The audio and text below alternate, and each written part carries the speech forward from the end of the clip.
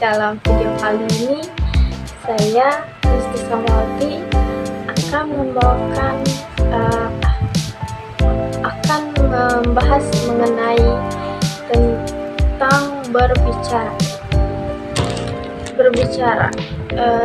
Sebelumnya itu adalah hal yang umum yang pernah kita dengar sehari-hari ya. Oke, kita langsung saja pada pembahasan kita kali ini. Jadi, berbicara itu merupakan kemampuan atau kesanggupan seseorang dalam mengucapkan kata-kata untuk mengekspresikan, menyatakan, serta menyampaikan gagasan perasaan yang secara lisan kepada orang lain.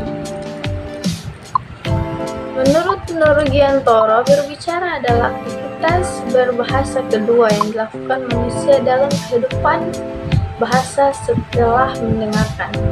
Kegiatan berbicara merupakan kegiatan yang kompleks dan berbeda dari kegiatan aspek keterampilan berbahasa lainnya.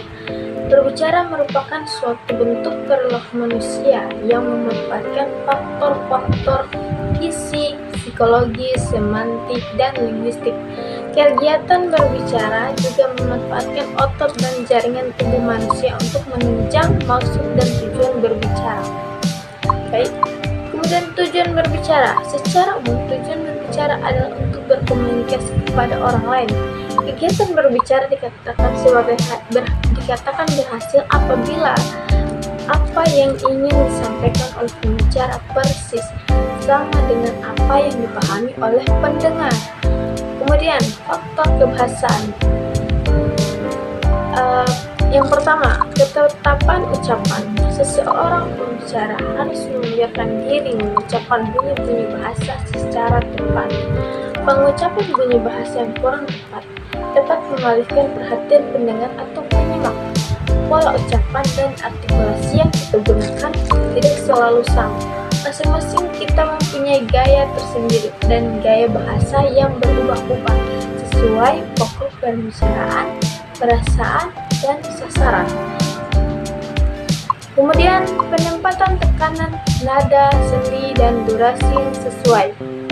Kesesuaian tekanan, nada, sendi, dan durasi merupakan daya tarik tersendiri dalam aktivitas berbicara dan faktor penentu keefektifan berbicara. Walaupun masalah yang dibicarakan kurang menarik, tetapi apabila disajikan dengan penempatan tekanan, nada, sendi, dan durasi yang sesuai, maka masalah akan menjadi menarik. Kemudian pilihan kata atau diksi. Pilihan kata yang digunakan dalam aktivitas berbicara hendaknya tepat, jelas, dan bervariasi.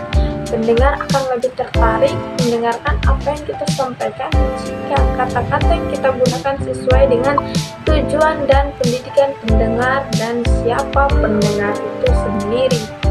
Kemudian, ketetapan sasaran pembicaraan. Pembicaraan yang menggunakan kalimat yang efektif akan memudahkan pendengar memahami isi pembicaraan. Keteraturan penuturan kalimat sangat besar pengaruh terhadap keefektifan berbicara. Seorang pembicara harus mampu menyusun kalimat efektif, kalimat yang mengenai sasaran sehingga mampu menimbulkan pengaruh, kesan, atau akibat. Kemudian ada faktor non-kebahasaan yang meliputi yang pertama itu sikap yang wajar, tenang, dan tidak kaku. Pembicaraan yang tidak benar, lesu, dan kaku tentu akan memberikan kesan pertama yang kurang menarik. Dan kesan pertama sangat penting untuk menjamin adanya keseimbangan perhatian pihak pendengar. Kemudian pandangan harus diarahkan kepada lawan bicara.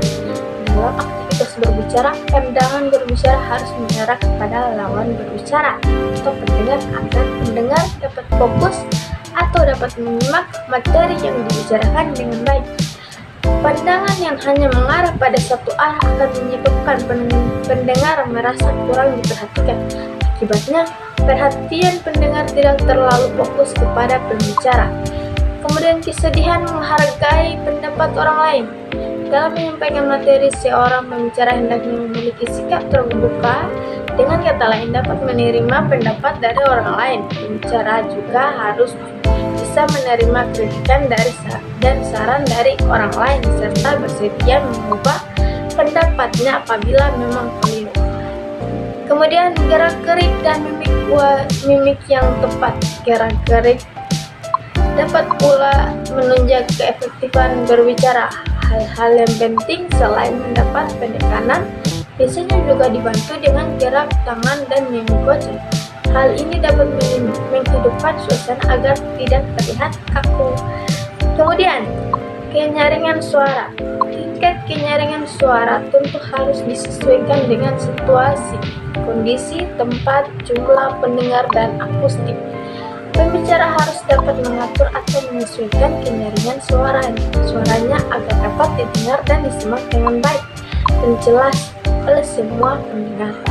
Kemudian kelancaran. Seorang pembicara yang lancar dalam berbicara akan memudahkan pendengar memahami isi pembicaraan. Seringkali kita mendengar pembicara yang berbicara terputus-putus dan tersendat-sendat yang diselipkan bunyi-bunyi tertentu, atau pembicara yang belum terlalu lancar dalam berbicara atau masih kaku. Tentu sangat mengganggu konsentrasi pendengar.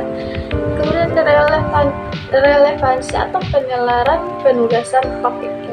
Gagasan yang ingin disampaikan harus berhubungan dan logis. Hal ini berarti hubungan bagian-bagian dalam kalimat harus logis dan berhubungan dengan pokok pembicaraan. Kemudian ada penugasan topik. Pembicaraan formal selalu menuntut persiapan. Tujuannya agar topik yang dipilih benar-benar dikuasai oleh seorang pembicara. Penugasan topik yang baik akan menumbuhkan keberanian dan kepercayaan diri yang kuat. Baik, sekian penjelasan materi kali ini mengenai berbicara. Teman-teman, jangan lupa subscribe, share, and komen ya. Assalamualaikum warahmatullahi wabarakatuh.